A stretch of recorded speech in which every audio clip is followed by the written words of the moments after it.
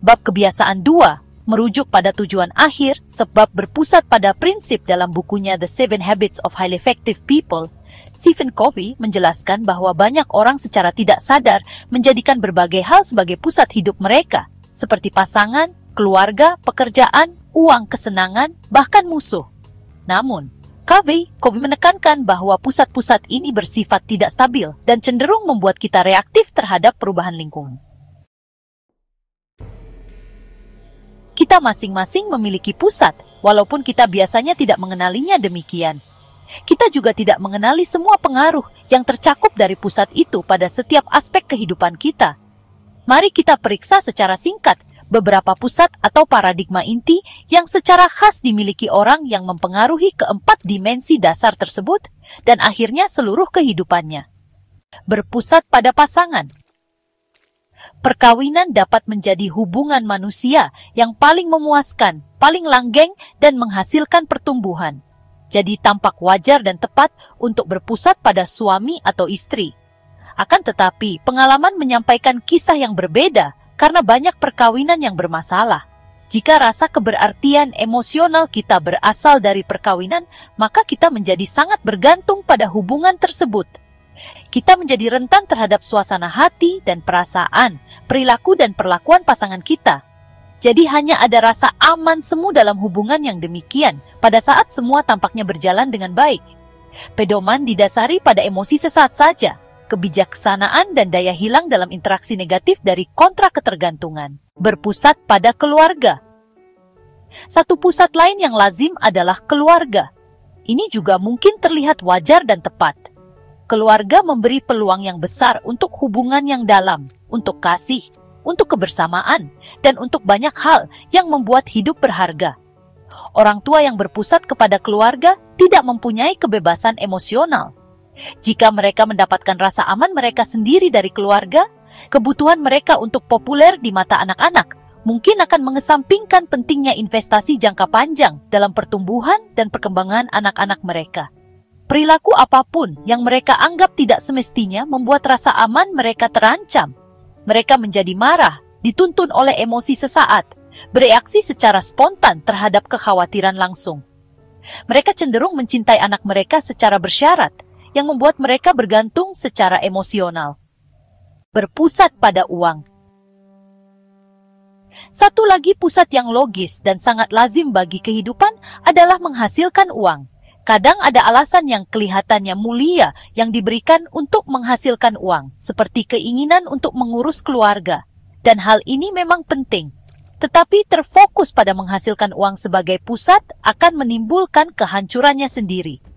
Orang yang berpusat pada uang sering mengesampingkan keluarga dengan asumsi semua orang akan mengerti bahwa tuntutan ekonomi memang harus didahulukan. Berpusat pada kerja. Orang yang berpusat pada kerja mungkin menjadi pecandu kerja yang mendorong diri mereka untuk berproduksi dengan mengorbankan kesehatan, hubungan, dan bidang-bidang penting lain dari kehidupan mereka. Identitas dasar mereka berasal dari pekerjaan mereka. Saya dokter. Saya penulis, saya aktor. Karena identitas mereka dan nilai diri mereka terbungkus dalam pekerjaan mereka, rasa aman mereka rentan terhadap apa saja yang terjadi yang menghambat mereka melanjutkan kerja. Berpusat pada harta. Satu kekuatan penggerak dari banyak orang adalah harta. Kebanyakan dari kita sadar betapa cacatnya pusat seperti ini karena pusat ini dapat lenyap seketika dan dipengaruhi oleh begitu banyak kekuatan. Jika rasa aman kita terletak pada benda-benda yang kita miliki, kehidupan kita akan terus berada dalam keadaan terancam dan bahaya karena harta ini mungkin saja hilang atau tercuri atau turun nilainya. Jika kita berdekatan dengan orang yang lebih kaya, kita merasa minder. Jika kita berdekatan dengan orang yang lebih miskin, kita merasa superior. Nilai diri kita berfluktuasi. Kita tidak memiliki perasaan diri yang tetap dan mapan. Kita semua pernah mendengar kisah-kisah tentang orang yang melakukan bunuh diri sesudah kehilangan kekayaan mereka karena turunnya harga saham secara drastis. Berpusat pada prinsip. Dengan memusatkan kehidupan kita pada prinsip yang benar, kita menciptakan fondasi yang kokoh untuk pengembangan keempat faktor penunjang kehidupan. Rasa aman kita berasal dari pengetahuan bahwa berbeda dengan pusat-pusat lain yang didasari pada orang atau benda yang selalu dan seketika berubah, prinsip yang benar tidaklah berubah. Kita dapat mengandalkan prinsip tersebut. Prinsip tidak bereaksi terhadap apapun. Prinsip tidak menjadi marah dan memperlakukan kita secara berbeda. Prinsip tidak akan menceraikan kita atau melarikan diri bersama sahabat terbaik kita. Prinsip tidak bermaksud menguasai kita. Prinsip tidak dapat melicingkan jalan dengan jalan pintas dan perbaikan kilat. Prinsip tidak bergantung pada perilaku orang lain, lingkungan, atau mode mutakhir untuk keabsahannya. Prinsip tidak mati. Prinsip tidak berada di sini hari ini dan pergi pada hari berikutnya. Prinsip tidak dapat dihancurkan oleh api, gempa bumi, atau pencuri. Prinsip adalah kebenaran yang dalam dan mendasar, kebenaran klasik denominator yang generik. Prinsip adalah benang-benang yang ditenun rapat dengan ketepatan, konsistensi, keindahan, dan kekuatan melalui struktur kehidupan. Bahkan di tengah orang banyak atau keadaan yang tampaknya mengabaikan prinsip tersebut, kita dapat merasa aman karena mengetahui bahwa prinsip adalah sesuatu yang lebih besar daripada orang atau keadaan, dan bahwa sejarah ribuan tahun telah menyaksikan kemenangan prinsip berulang kali. Bahkan lebih penting lagi, kita dapat merasa aman karena mengetahui bahwa kita dapat mengabsahkan prinsip dalam kehidupan kita sendiri melalui pengalaman kita sendiri. Kebijaksanaan dan pedoman yang menyertai kehidupan yang berpusat pada prinsip berasal dari peta yang benar, dari cara segala sesuatu sebagaimana adanya, sejak dulu dan sampai nanti. Peta yang benar memungkinkan kita melihat dengan jelas kemana tempat yang kita tuju dan bagaimana untuk tiba ke sana. Kita dapat mengambil keputusan dengan menggunakan data yang benar, yang akan membuat pelaksanaan keputusan tersebut memungkinkan dan bermakna.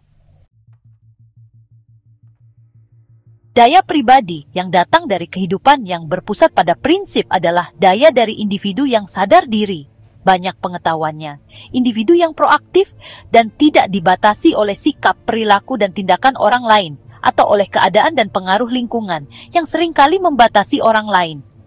Satu-satunya keterbatasan nyata dari daya adalah konsekuensi wajar dari prinsip-prinsip itu sendiri. Kita bebas untuk memilih tindakan kita berdasarkan pengetahuan kita tentang prinsip-prinsip yang benar, tetapi kita tidak bebas untuk memilih konsekuensi dari tindakan itu. Ingatlah, jika Anda mengangkat satu ujung tongkat, Anda pun mengangkat ujung yang satunya lagi. Prinsip selalu memiliki konsekuensi wajar yang melekat padanya. Ada konsekuensi positif ketika kita hidup selaras dengan prinsip tersebut. Ada konsekuensi negatif jika kita mengabaikannya. Akan tetapi, karena prinsip ini berlaku pada semua orang, entah disasari atau tidak, keterbatasan ini bersifat universal. Dan semakin banyak kita tahu tentang prinsip yang benar, semakin besar kebebasan pribadi kita untuk bertindak dengan bijaksana. Dengan memusatkan kehidupan kita pada prinsip yang tak berubah dan tanpa batas waktu, kita menciptakan paradigma mendasar tentang hidup yang efektif. Pusat inilah yang menempatkan semua pusat lain pada perspektifnya. Ingatlah bahwa paradigma kita adalah sumber dari mana sikap dan perilaku kita mengalir. Paradigma itu sama seperti kacamata, karena ia mempengaruhi cara kita melihat segala sesuatu dalam hidup kita. Kalau kita melihat sesuatu melalui paradigma prinsip yang benar, apa yang kita lihat dalam hidup akan berbeda secara dramatis dengan apa yang kita lihat melalui paradigma dengan pusat yang lain. Untuk mengerti dengan cepat tentang perbedaan yang dibuat oleh pusat kita, mari kita lihat satu contoh dari masalah yang spesifik seperti yang terlihat melalui paradigma yang berbeda. Sementara kita membaca, cobalah kenakan tiap kacamata. Cobalah merasakan respons yang mengalir dari pusat-pusat yang berbeda. Andaikan malam ini, Anda mengajak istri Anda untuk pergi ke konser, Anda sudah mempunyai karcisnya dan istri Anda gembira sekali karena akan pergi. Sekarang sudah pukul 4 sore.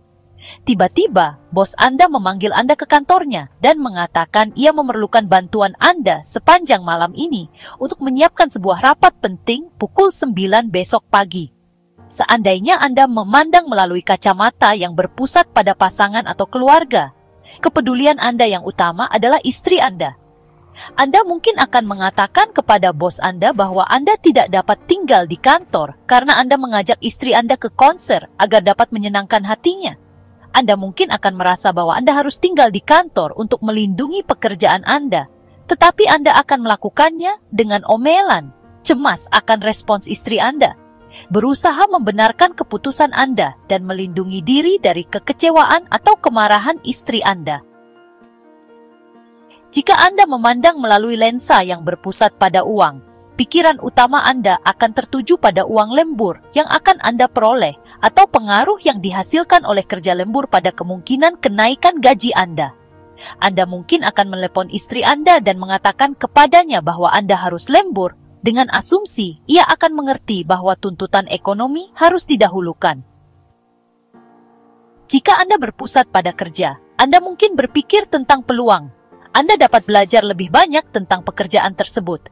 Anda dapat mengajukan beberapa pendapat pada bos Anda dan memajukan karier Anda. Anda mungkin menghibur diri karena sudah mengorbankan waktu jauh lebih banyak daripada yang diminta. Bukti bahwa Anda seorang pekerja keras. Istri Anda seharusnya bangga akan Anda. Jika Anda berpusat pada harta, Anda mungkin berpikir tentang benda-benda yang dapat dibeli dengan uang tersebut. Atau mungkin Anda berpikir bahwa jika Anda lembur, maka itu merupakan aset yang bagus sekali bagi reputasi Anda di kantor. Besok, semua orang akan mendengar betapa mulianya Anda, betapa penuh pengorbanan dan setianya Anda. Sementara kita mempertimbangkan pelbagai cara memandang satu peristiwa, apakah mengherankan bahwa kita memiliki masalah persepsi wanita muda, wanita tua dalam interaksi kita satu sama lain? Dapatkah kita melihat betapa mendasarnya pusat-pusat kita mempengaruhi diri kita, langsung pada motivasi kita, interpretasi kita tentang kejadian-kejadian? Itulah sebabnya memahami pusat kita sendiri sangatlah penting. Dan jika pusat tersebut tidak memberdayakan kita sebagai seorang yang proaktif, adalah hal yang mendasar bagi efektivitas kita untuk melakukan pergeseran paradigma yang diperlukan untuk menciptakan suatu pusat yang dapat memberdayakan kita. Sebagai orang yang berpusat pada prinsip, kita berusaha memisahkan diri dari emosi situasi dan dari faktor-faktor lain yang akan mempengaruhi kita, dan kita berusaha mengevaluasi pilihan-pilihannya. Dengan melihat keseluruhan secara seimbang, kebutuhan kerja, kebutuhan keluarga, kebutuhan lain yang mungkin terlibat, dan implikasi yang mungkin ada dari pelbagai keputusan alternatif, kita akan berusaha untuk menghasilkan solusi terbaik dengan mempertimbangkan seluruh faktor. Entah kita pergi ke konser atau tinggal di kantor dan bekerja, sebenarnya merupakan bagian kecil dari keputusan yang efektif. Kita mungkin membuat pilihan yang sama dengan beberapa pusat yang lain. Akan tetapi ada perbedaan penting jika kita berawal dari paradigma yang berpusat pada prinsip. Pertama, kita tidak menjadi sasaran tindakan orang lain atau keadaan. Kita secara proaktif memilih apa yang kita putuskan sebagai alternatif terbaik. Kita mengambil keputusan secara sadar dan berdasarkan pengetahuan yang luas.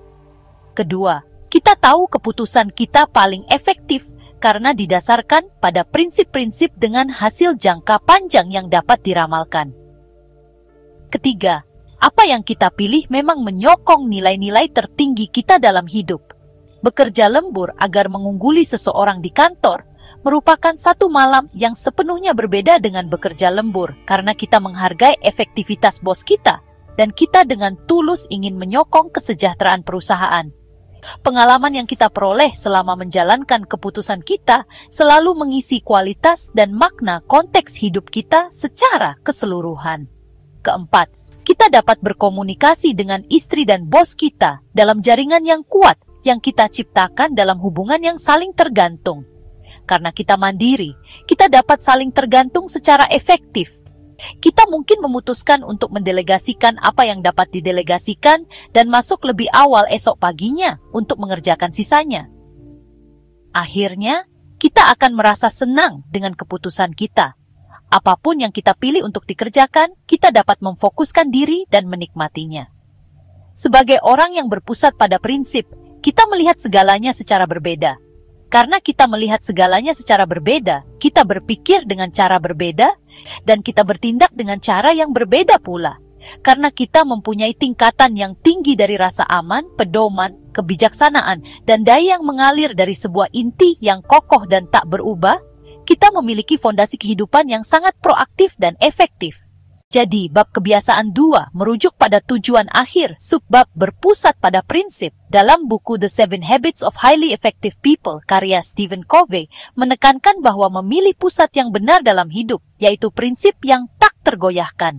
Hanya dengan itulah kita bisa merancang masa depan yang efektif, berarti, dan seimbang. Untuk mendapatkan buku The 7 Habits of Highly Effective People, karya Stephen Covey, klik tautan pada deskripsi video ini untuk melakukan pembelian secara online di bellbook.com. Bellbook.com adalah toko buku online yang sudah berdiri sejak tahun 2009 dan melayani pengiriman ke seluruh wilayah di Indonesia.